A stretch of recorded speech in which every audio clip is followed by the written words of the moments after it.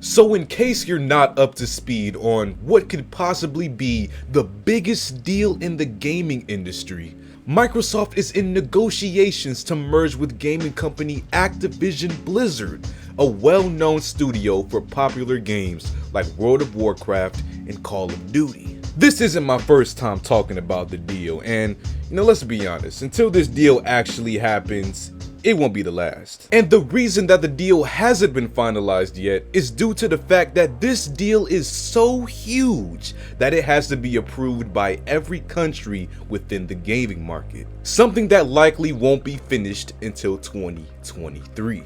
So during this wait time, other gaming companies are doing whatever they can to slow this process down as much as possible due to the fact that if this acquisition does go through, it could potentially make Microsoft a monopoly business in the gaming industry and make well-known cross-compatible games like Call of Duty exclusive to their consoles, therefore making Microsoft the greedy giant that takes up the entire market.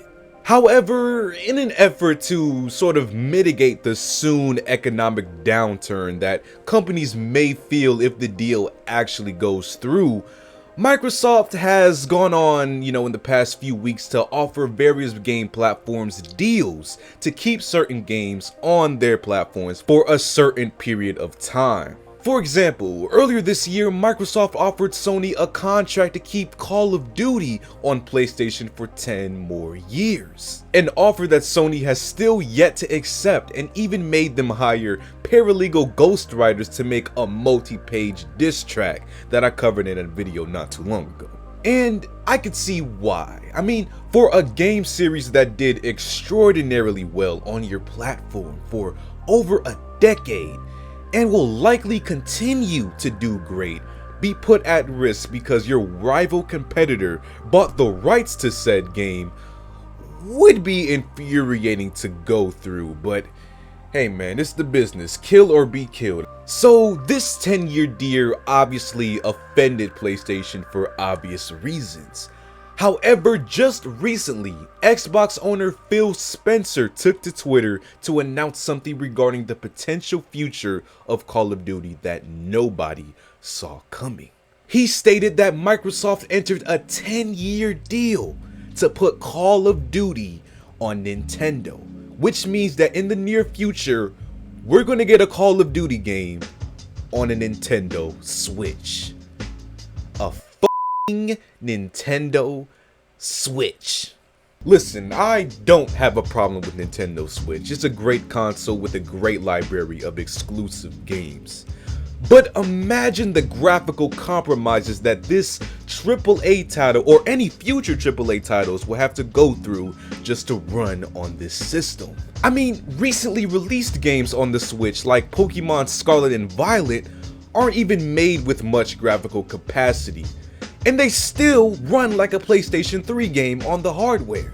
So, imagine. All I'm saying is, if you only play on a Switch when a Call of Duty game comes to the console and you think you want to buy it, please don't get scammed into paying this price, because you and I both know they're gonna charge it. But besides this alarming news, they also announced that COD will continue to be available through Steam post the acquisition.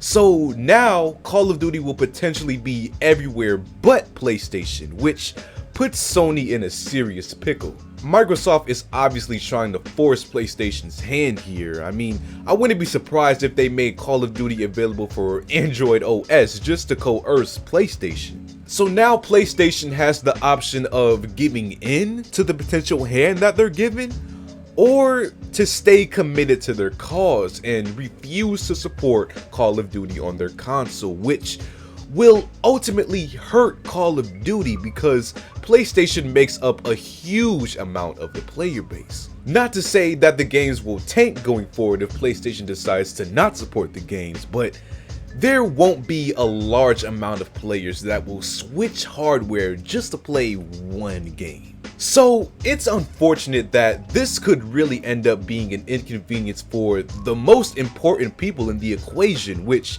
is the consumers, because at the end of the day, it's our purchase that makes these companies money. So if they mess up one of the best game IPs in the modern gaming world, a whole lot of people aren't going to be happy. But of course, this is all still just a possibility. Their deal has yet to be approved, and we still have time for something to come up.